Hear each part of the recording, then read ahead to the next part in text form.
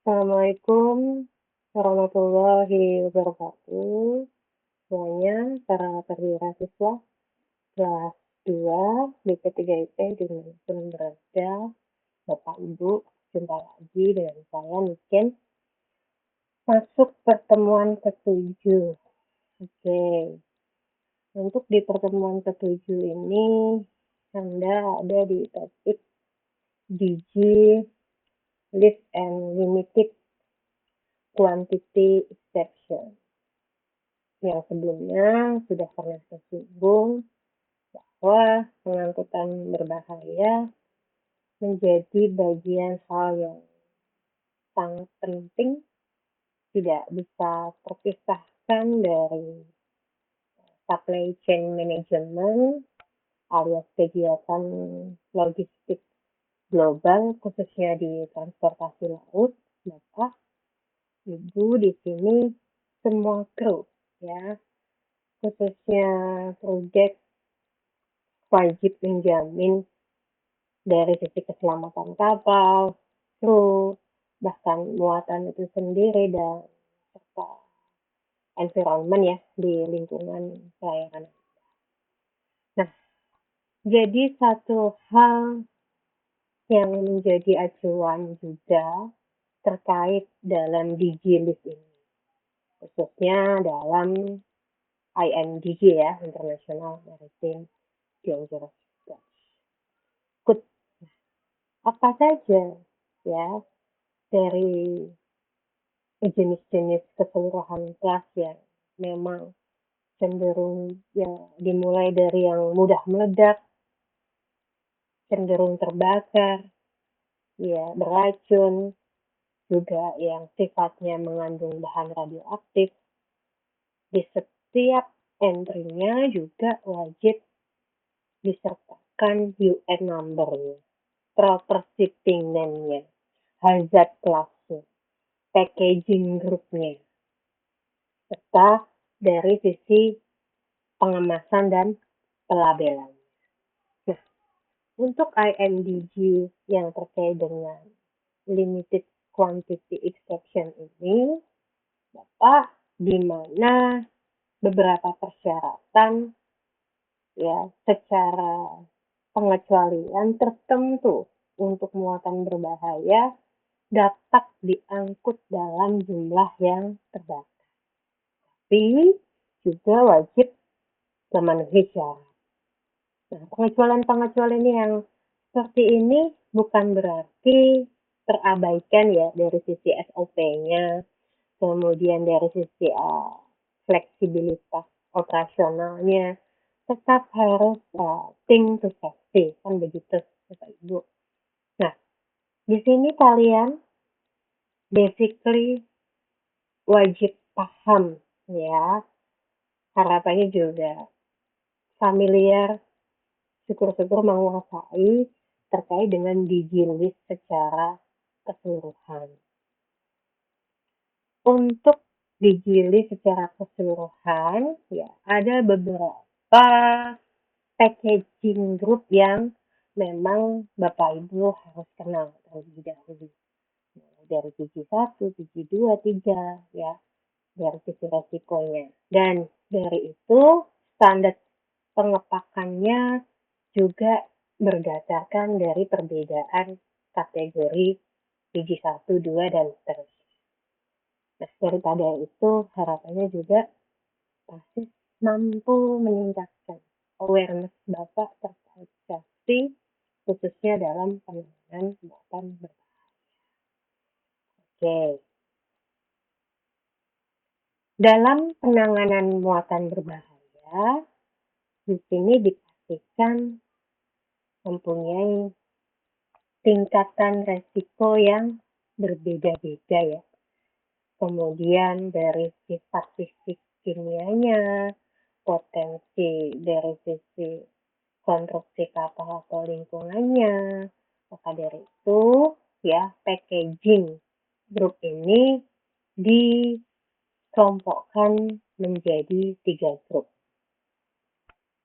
Nah, 3 grup ini salah satunya kita kenal ada di PG1. PG1 yang dimana sifatnya sangat-sangat berbahaya. Ya, dalam artian great danger. Yang dimana standar cukup tinggi khususnya terkait dalam pengepakannya. Oke, nah masuk ke PG2, dia ada di sisi medium. Yang dimana barang-barang tersebut diangkut juga dipastikan keamanannya, tetapi sedikit di bawah standar pengangkutan. Kemudian di PG3, ini disebut lesser danger. Yang dimana juga barang-barang tersebut dikurangi dari sisi standar kualitas saat packaging, tetapi juga dipastikan dalam batasan yang aman. Nah, dari 3 kategori ini, Bapak, misal kita bicara PG1. PG1 ini kan artinya tadi sangat berbahaya, cenderung potensi hazardnya tinggi. Dipastikan juga sangat toksik ya, seperti yang cenderung terbakar, bahkan reaktif di situ. Nah, untuk pengemasan harus berspesifikasi juga tinggi, ya, dengan standar dari UN Specification Packaging. Itu melalui proses uji ketat dalam ketahanan maksimal khususnya saat pengemasan. Untuk di PG2 sama-sama ya, dia sedikit saja di bawah PG1 tingkat bahayanya, tetapi menengah, sama harus kuat juga pengepakannya ya, aman juga, namun sedikit lebih ringan dari sisi kualitas pengemasannya ya dibandingkan dengan PG1. Nah, untuk dari PG3 ini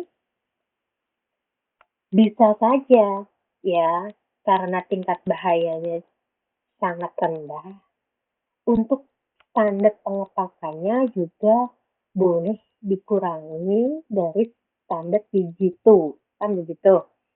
Dan di sini tetap mengacu pada batas-batas keselamatan yang dapat diterima dan tidak membahayakan selama penanganan dan pengangkutan. Pada dasarnya, Bapak, pemahaman sistem PG ini nanti Anda bisa menentukan dari sisi jenis kemasannya yang sesuai. Kemudian dari perencanaan storage plan Anda, serta verifikasi yang sangat penting dalam bentuk dokumen, dan inspeksi fisik ini dipastikan berbahaya atau tidaknya. Karena bagaimanapun semua ini pengawasan muatan, bahkan standar-standar regulasi secara internasional dipastikan harus sesuai dengan IMDG Code. Seperti itu. Ini semua merefer ke IMDG Code ya, Bapak Ibu. Oke, next. Nah, ini Bapak ya, yang tadi saya sebutkan di slide sebelumnya. Ya, beberapa pengertian dari PG1, dari sisi contoh yang toksik, mudah terbakar, dan sebagainya, tetap menggunakan US specification yang tertinggi ya.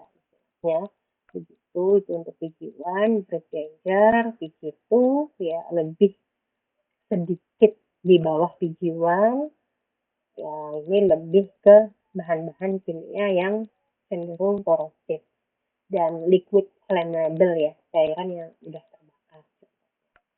Lalu di PG3 sama-sama di bahan kimianya tapi tingkat toksitasnya lebih itu.